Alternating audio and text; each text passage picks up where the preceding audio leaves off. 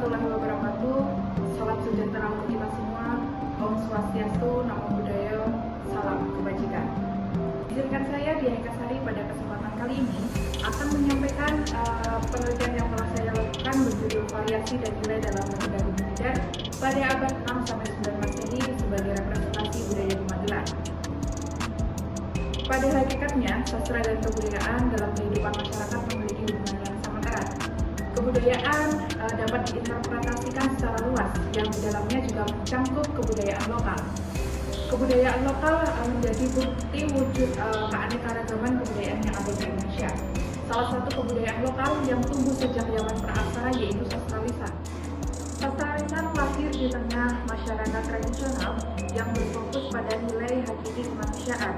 Pada zaman modern ini, eksistensi sastra lisan semakin menurun, disertai dengan ketidaksadaran manusia terhadap nilai-nilai yang terkandung di dalamnya. Hal tersebut juga dipengaruhi oleh keterbatasan memori serta perkembangan zaman turut menggeser sastra lisan yang berkembang pada saat ini. Termasuk sastra lisan yang ada di Magelang, yaitu sastra lisan mengenai Gunung Tidar. Gunung Tidar dikenal oleh sebagian besar masyarakat sebagai situs wisata religi. Namun Gunung Tidar di sisi lain dikenal sebagai wisata budaya atau situs budaya yang menawarkan kearifan lokal dengan nilai kehidupan. Tentunya banyak sekali sastra lisan mengenai Gunung Tidar. Namun pada penelitian ini berfokus untuk menggali variasi cerita yang berkembang pada kurun waktu abad 6-9 Masehi.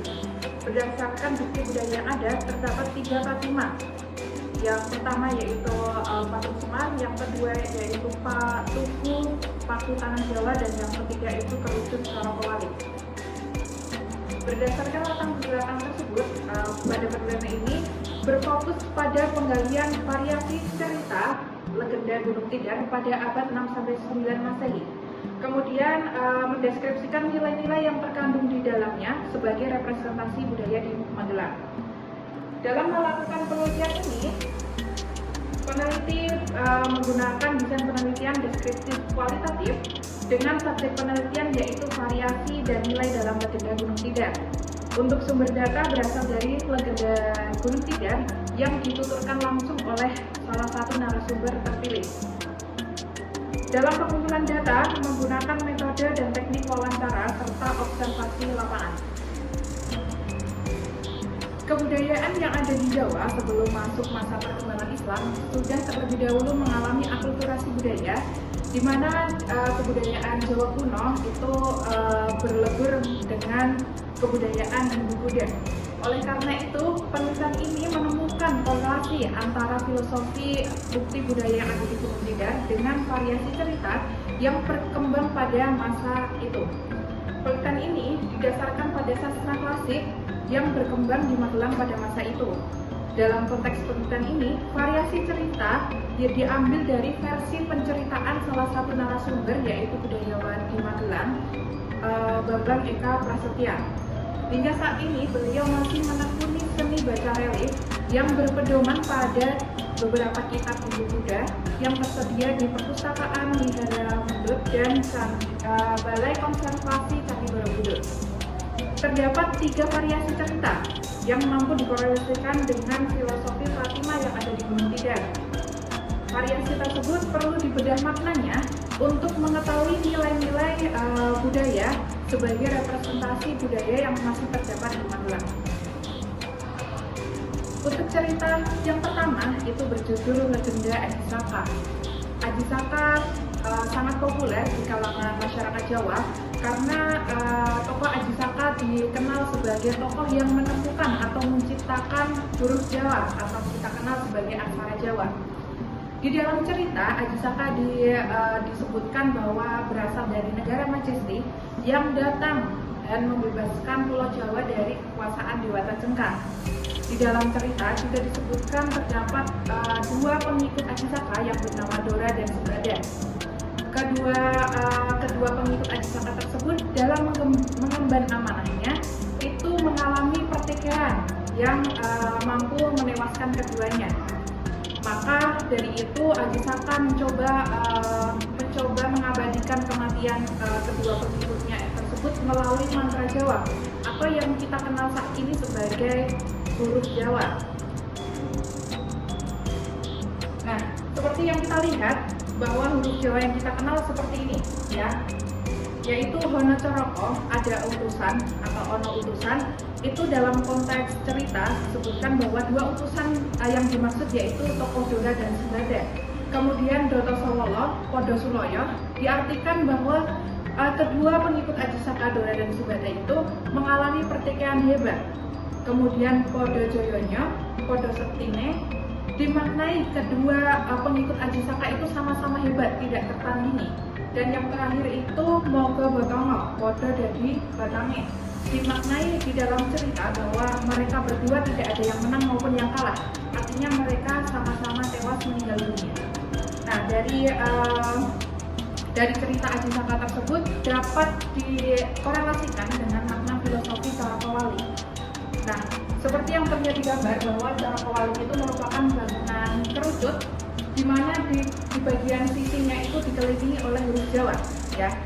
Di dalam huruf Jawa tersebut sama halnya seperti yang dituliskan oleh Ajisaka, namun cara pemaknaannya kita secara terbalik sehingga dinamakan sebagai kerucut Carakowali. Nah, kenapa kita harus membaca terbalik? Karena di dalam cerita Ajisaka itu kan ini merupakan momen pengabadian kematian kedua tokoh Dora dan Subada. Maka dari itu pemaknaannya kita balik untuk mendapatkan nilai positifnya, sehingga didapatkan cara pembacaan secara terbalik, ya.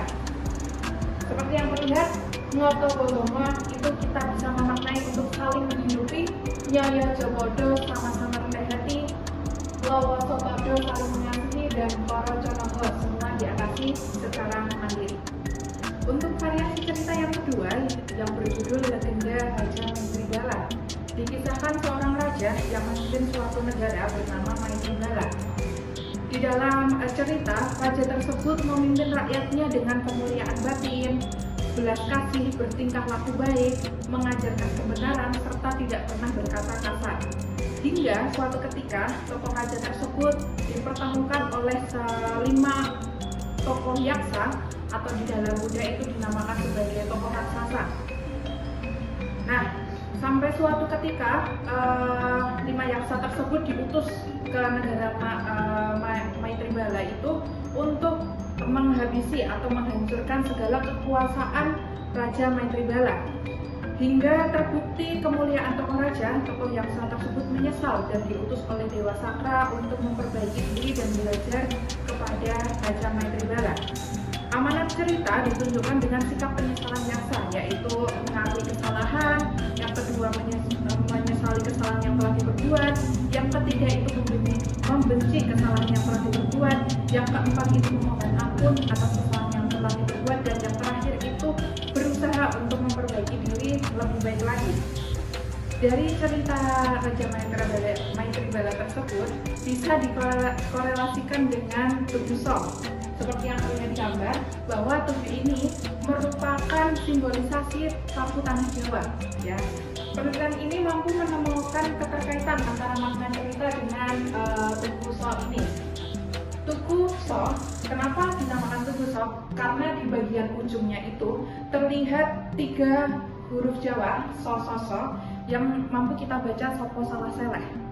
Dari penelitian ini bahwa bisa ditunjukkan relasinya karena terlihat bahwa tokoh yaksa itu yang salah atau melakukan kesalahan sehingga dia yang kalah, tidak jadi menang untuk mendapatkan kerajaan Maitribala.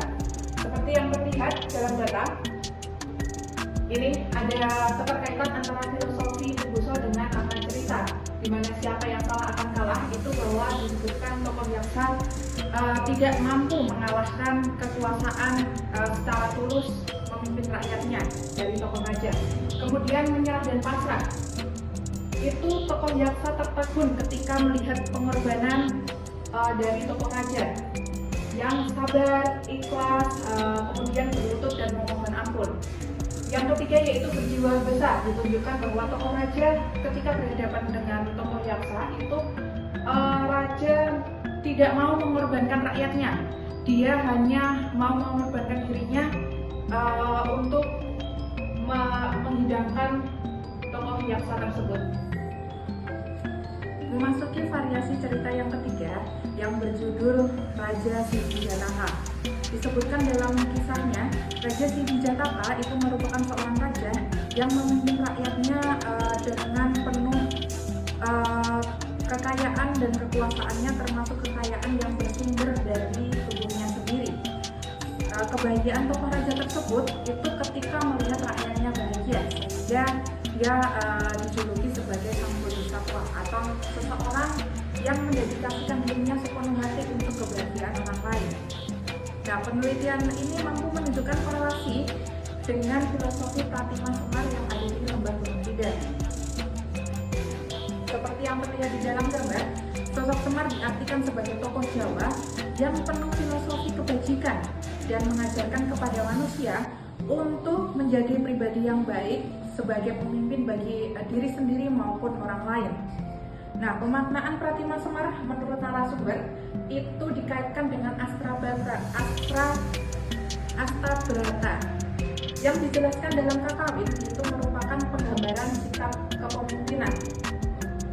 Pemaknaan 8 kelopak teratai di dalam gambar atau yang dipijak oleh Semar itu merupakan 8 sifat kepemimpinan yang diajarkan oleh tokoh Semar. Nah, korelasi antara keduanya itu disimbolkan melalui 8 sumber alam yang ada. Untuk bukti datanya sebagai berikut.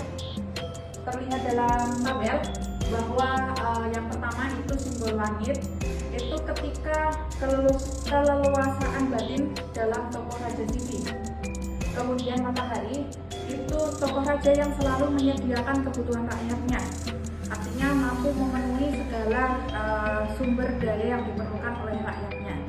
Kemudian angin, sikap membaur atau tidak membeda-bedakan rakyatnya ketika mengadakan perkumpulan di kerajaan. Kemudian bintang itu disebutkan bahwa sifat raja yang selalu berusaha menjadi tauladan bagi rakyatnya. Kemudian ada samudra, itu disebutkan bahwa sikap Raja Siddhi itu bersikap adil dan bijaksana dalam memimpin rakyatnya. Kemudian ada bumi, dijelaskan bahwa di dalam cerita tokoh Raja Siddhi itu memiliki sifat yang dermawan, murah hati, berusaha untuk selalu menjalankan amanatnya sepenuh hati. Dan yang terakhir itu bulan, itu menjadi penerang bagi rakyat yang sedang kesusahan atau membutuhkan bantuan. Baik, dari cerita, 3 variasi cerita dengan pemaknaan bersama filosofi yang ada di Gunung Kidul, maka kita dapat mengambil beberapa nilai budaya menurut Edward Jamaris yang dibagi menjadi 5 kategori. Untuk nilai yang pertama, itu nilai budaya dalam hubungan manusia dengan Tuhan, bahwa terlihat dari filosofi sosok Semar juga dengan telunjuk yang menghadap ke depan itu menggambarkan tujuan hidup lurus ke arah Tuhan. Kemudian dari cerita Raja Siddhidataka itu juga mencerminkan nilai berpasrah dan percaya atau meyakini bahwa ada kehidupan setelah kematian. Perwujudan nilai budaya dalam hubungan ini itu masih terlihat di dalam masyarakat Magelang, yaitu mereka terdapat beberapa keyakinan dengan beberapa ekspresi ibadah yang ada di Magelang. Kemudian untuk nilai budaya yang kedua yaitu dalam hubungan manusia dengan alam, bahwa di dalam sebelumnya itu pada cerita legenda Ajisaka itu disebutkan bahwa tokoh Ajisaka sudah mengenali atau memperhatikan tanda-tanda kekuatan alam. Hal tersebut juga terlihat dalam kehidupan masyarakat Jawa, itu selalu melihat tanda-tanda alam yang melingkupinya, seperti diekspresikan melalui beberapa upacara adat sebagai bentuk penghormatan terhadap alam, yang ada seperti sungkem kelopak, sedekah sambil ukir, tuan yang ada di Gunung Kidul, dan nikam tembakau. Untuk nilai budaya yang ketiga yaitu nilai budaya dalam hubungan manusia dengan masyarakat. seperti yang terlihat dalam sosok tokoh Raja Sidijataka bahwa dia itu mampu membaur seperti angin, mampu membaur tanpa membeda-bedakan kasta rakyatnya. Hal tersebut juga karakter tersebut masih melekat di dalam kehidupan masyarakat di Magelang. Masyarakat di Magelang itu masih saling bergotong royong untuk dalam keadaan suka maupun duka. Kemudian untuk yang ketiga itu nilai budaya, hubungan manusia dengan manusia lain, seperti yang terlihat dalam legenda Maithribala. Untuk karakter yang masih terlihat nilai-nilainya di masyarakat Magelang itu penggunaan bahasa. Terlihat sekali bahwa di dalam masyarakat Jawa Magelang itu masih menekankan umur-umur Jawa. Misalnya bahasa yang digunakan komunikasi antara anak muda dengan anak muda itu tentunya berbeda, karena ketika sama-sama seumuran itu menggunakan bahasa Jawa Mopo, sedangkan ketika berhubungan dengan atau berkomunikasi dengan yang lebih tua, umurnya yang lebih tua atau dituakan itu menggunakan bahasa Kromo Alus. Sehingga dalam hal ini masih menguatkan untuk nilai budaya dalam hubungan manusia dengan manusia lain. Untuk yang terakhir, itu nilai budaya dalam hubungan manusia dengan diri sendiri. Terlihat dalam legenda Anisaka, yaitu filosofi sosok Semar yang memiliki sikap rendah hati atau lembah manah. Dari penelitian yang telah saya lakukan ini dapat disimpulkan bahwa penelitian ini mampu menunjukkan irisan sastra lisan yang berkembang pada abad 6 sampai 9 Masehi tersebut atau sekitar masa perkembangan budi Buddha itu mampu merepresentasikan budaya Jawa, termasuk di dalamnya budaya yang ada di Magelang. Melalui filosofi Pratima atau simbol budaya yang ada di budi Buddha mampu menunjukkan keterkaitan dengan makna cerita yang berkembang pada masa tersebut. Adanya penelitian ini dalam wujud untuk meningkatkan kesadaran masyarakat Magelang terhadap sastra lisan yang ada. Hasil penelitian ini merupakan bentuk kontribusi karya sastra sebagai pemertahanan budaya yang ada di Magelang. Baik, cukup sekian presentasi